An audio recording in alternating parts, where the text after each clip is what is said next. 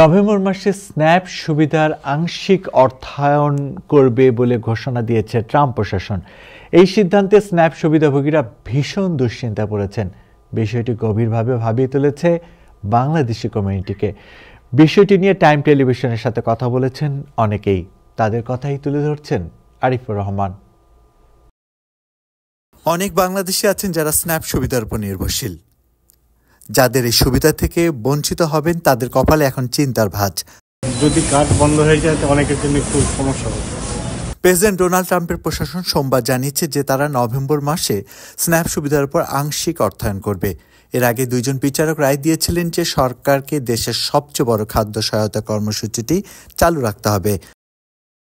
যুক্তরাষ্ট্রের কৃষি বিভাগ যারা স্ন্যাপ পরিচালনা করে তারা জানিয়েছেন 1 নভেম্বর থেকে পেমেন্ট বন্ধ করা হবে, কারণ ফেডারেল সরকার শাটডাউনের কারণে তার অর্থায়ন চালিয়ে যেতে পারছেন না।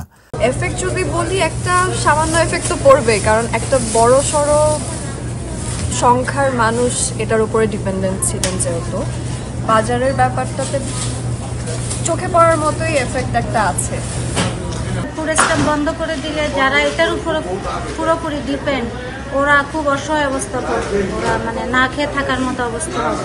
সো আমার মতে সরকার এটা একটু যাচাই বাছাই করে দেখা উচিত যে কে এটা যোগ্য, কে এটা খেতে পারবে, যে পুরো স্ট্যাম্প কাকে কাকে দেওয়া উচিত, ওইটা যাচাই বাছাই করে দিলে ভালো হয় সবার জন্য। এই কর্মসূচিটি যুক্তরাষ্ট্রের 8 জনে একজনকে খাবার কেনা অর্থ প্রদান করে, যা দেশের সামাজিক নিরাপত্তা ব্যবস্থার একটি বড় অংশ।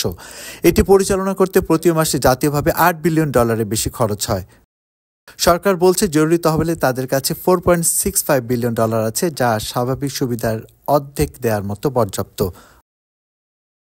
Arifur Rahman, time television, new York.